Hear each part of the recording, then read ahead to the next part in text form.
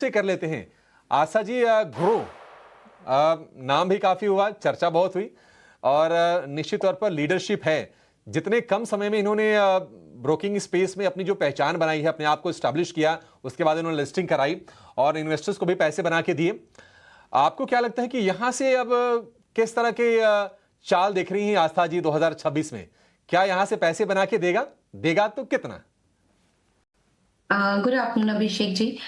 देखिए, एक चीज़ मैं बताना चाहती हूँ कि अभी आईपीओ में एक जो दौर आया है उसमें एक चीज़ पे मैं ज़रूर नज़र आप सबकी डालना चाहूँगी, और वो बात ये है कि बड़ी साइज़ का आईपीओ हो, जैसे कि ICICI prudential asset management company के आईपीओ को हमने देखा। अगर वो प्रॉफ़िट दे रहे हैं, अगर वो ग्रोथ दिखा रहे हैं, अगर वो डिविडेंड दे रहे हैं, तो वहाँ पे रिटेल का और बड़े इंस्टीट्यूशंस का अच्छा खासा इंटरेस्ट रहता है। और वो एक अच्छे मार्केट की ग्रोथ के लिए भी बहुत ज़रूरी है। तो मेरा कहने का अर्थ ये है कि पहले ऐसा होता था कि बड़ी साइज़ के आईपीओ डाइजेस्ट नहीं हो पाते थे मार्केट में, 10,000 करोड़, 15,000 करोड़।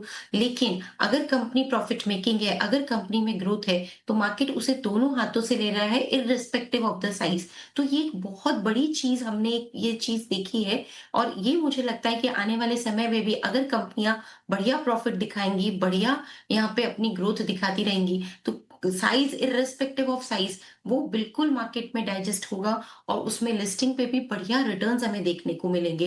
ऐसे-ऐसे प्रू इसका जीता जागता एग्जांपल है। अब अगर मैं बात करूँ ग्रो की, तो ग्रो में बिल्कुल ₹100 पे ये आईपीओ आया था और उससे हमने एक बहुत बढ़िया चाल देखी। अभी भी 162 के आसपास चल रहा है। तो जिस तरह की ग्रोथ इन्होंने दिखाई है, अगेन जो ग्रोथ की मैं बात कर रही हूँ, वो यहाँ पे एक बहुत इंपॉर्टेंट पैरामीटर बन रही है आईपीओज़ की दिशा निर्धारित करने में। तो मुझे लगता है कि आगे जाते हुए भी ये कंपनी बढ़िया ग्रो करेगी, क्योंकि कैपिटल मार्केट रिलेटेड स्टोरीज़ हैं। कैपिटल मार्केट में अगर ग्रोथ रही, तो डेफिनिटली ग्रो, जिनका कि प्लेटफ़ॉर्म इतना बड़ा है, इनके यूज़र्स, एक्टिव यूज़र्स काफ़ी बड़े हैं, एसेट लाइट मॉडल है, तो यहाँ पे भी हमें ग्रोथ कंटिन्यू देखने को मिलेगी। तो ग्रो में हमारी राय है कि यहाँ पे भी अपनी जो पोज़ीशंस हैं, उसमें बने रहें।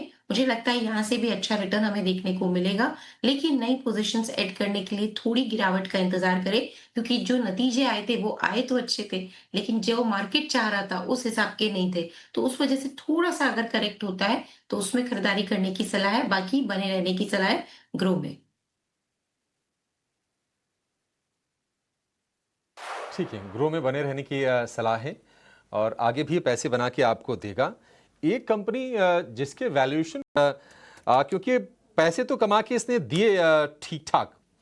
आगे की राह आपको कैसी लग रही है? क्या आपको लगता है कि अभी रुकेगा नहीं शेयर, ये 2026 में भी कमाई कराएगा? देखिए, बिल्कुल, मुझे ऐसा लगता है कि ये जो 2026 आएगा वो और भी यहाँ पे बढ़िया होगा कंपनी के लिए, क्योंकि कंपनी एक तरह से देखा जाए तो लीडर है अपने क्षेत्र में। स्पेशली अगर मैं होम अप्लायंसेस की यहाँ पे अगर बात करूँ, कंज्यूमर इलेक्ट्रॉनिक्स की बात करूँ, तो मार्केट लीडर ये कंपनी है। तो सबसे बड़ी बात तो हमें वहाँ देखने को मिलती है। दूसरी तरफ ऑपरेशनल एफिशिएंसी बहुत सॉलिड है। इनका जो मैन्युफैक्चरिंग कैपेबिलिटीज़ है, वो भी काफ़ी यहाँ पे मुझे अच्छी लगी। दूसरी तरफ जैसा कि मैंने पहले भी बोला, अगर ग्रोथ आ रही है, अगर प्रॉफिटेबिलिटी है, तो वो मार्केट दोनों हाथों से लेता है ऐसी कंपनीज़ को, और इसमें तो वैल्यूएशन कम्फर्ट भी काफ़ी अच्छा खासा दिया था, क्योंकि जो इसके पीयर्स थे उसके मुकाबले ये जब आईपीओ लेके आए थे 1140 में, तो मेरे हिसाब से ये 38 के प्राइस टू अर्निंग मल्टीपल पे लाए थे। अक्टूबर 2025 की बात कर रही हूँ मैं।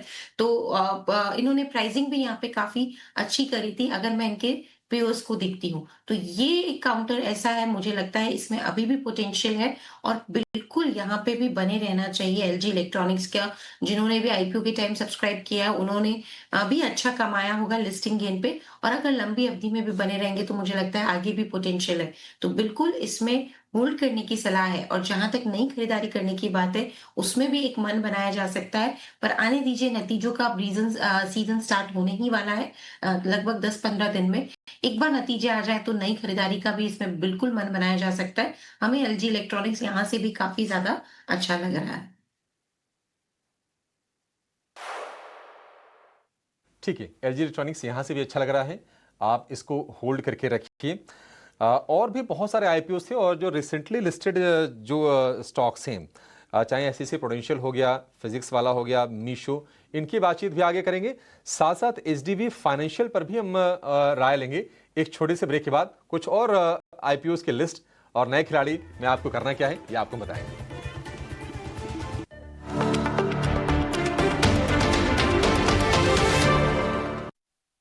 बिल्कुल, मैं अभी भी इस काउंटर पे पॉज़िटिव हूँ। देखिए, ये आया था तब 2165 के प्राइस पे आया था at the higher end of the price band, और वहाँ से भी हमने एक बढ़िया तेज़ी, अभी भी 2600 के आसपास ये काउंटर चल रहा है। इसके 2-3 पॉइंट्स काफ़ी बढ़िया थे। सबसे पहले तो मैं पहले ही इसकी चर्चा कर चुकी हूँ, ग्रोथ, प्रॉफिट और डिविडेंड, ये तीनों बहुत सॉलिड थे। दूसरी, कंपनी के भी फंडामेंटल्स देखे तो एचडीएफसी म्यूचुअल फंड के बाद अगर दूसरा नाम आता है तो ये आता है, और इनका जो इक्विटी ओरिएंटेड जो पोर्टफोलियो है, जो टोटल एयूएम के साइज का हाईएस्ट परसेंटेज है, जो कि 53% से ज्यादा है। और मुझे लगता है कि अगर मैं उनको कंपेटिटर्स से कंपेयर करूं तो जो इक्विटी पार्ट है इनके टोटल एयूएम में, वो हाईएस्ट आता है। दूसरी तरफ कुछ एक रेशियोज में ये अपने पेयर्स को भी पीछे छोड़ रहे थे, तो वो भी काफी अट्रैक्टिव था। इनके रिटर्न्स रेशियोज, इनके मार्जिन्स बेहद स्ट्रॉन्ग थे। एचडीएफसी की अगर हम बात करें तो एक ब्रांड है एचडीएफसी के साथ, और वो ब्रांड का प्रीमियम हमेशा एचडीएफसी को थोड़ा सा ज्यादा मिलता है अगर प्योर से कंपेयर करें। तो सिर्फ अगर मैं एचडीएफसी को हटा दूं तो इनकी जो प्राइसिंग थी वो तो प्योर से ज्यादा ही लग रही थी जब आईपीओ आया था। लेकिन फिर भी मुझे लगता है जिस तरह की ग्रोथ इन्होंने दिखाई है, जिस तरह का एयूएम का कंपोजिशन इनके पास है, जिस तरह के रेशियोज ये ओन करते हैं, मुझे लगता है कि आगे जाके इसमें पोटेंशियल और भी हाई रहेगा। और एक ये पोर्टफोलियो स्टॉक है, थोड़ी सी गिरावट आने पे खरीदारी करने का वापस मन बनाइए इसमें, अगर आईपीओ में किसी भी वजह से नहीं लगा है तो। और लगा है, इतने लकी रहे हैं कि आईपीओ के वक्त अलॉटमेंट आ गए हैं, तो भी बने रहें इसमें, अभी भी बिकवाली ना करें। मुझे लगता है आगे जाके इसमें और पोटेंशियल रहेगा, और ये यहाँ से भी बढ़िया नतीजे देगा, और साथ में स्टॉक प्राइसेस में भी एक बढ़िया अपसाइड हमें देखने को मिलेगा। ठीक है, आईसीसी प्रूडेंशियल एएमसी को लेकर ये व्यू हो गया। आगे को लेकर भी बुलिश है आस्था जी इसको लेकर। एक और कंपनी जिससे उम्मीदें तो थी कि आगे थोड़ा प्रदर्शन उसका बेहतर होगा, लेकिन लिस्टिंग को करीब करीब 2-2.5 महीने का समय हो गया टाटा कैपिटल के, लेकिन पैसे नहीं बने टाटा कैपिटल में। लिस्टिंग पर भी बड़ा म्यूटेड इसका रिस्पॉन्स रहा है। जी, बिल्कुल, रिलायंस जियो पहला नंबर तो डेफ़िनेटली उसका है, दूसरी तरफ एसबीआई म्यूचुअल फंड भी अच्छा लग रहा है, और तीसरी तरफ एनएससी का आईपीओ। सो ये 3 आईपीओस पे हमारी पैनी नज़र रहेगी, और मुझे लगता है कि डेफ़िनेटली ये बढ़िया अगर वैल्यूएशन करते हैं और ग्रोथ दिखाते हैं, प्रॉफिटेबिलिटी के फ्रंट पे भी अच्छे रहते हैं, तो मार्केट इनको बिल्कुल बढ़िया रिस्पॉन्स देगा। अविनाश जी, आपकी राय? हालांकि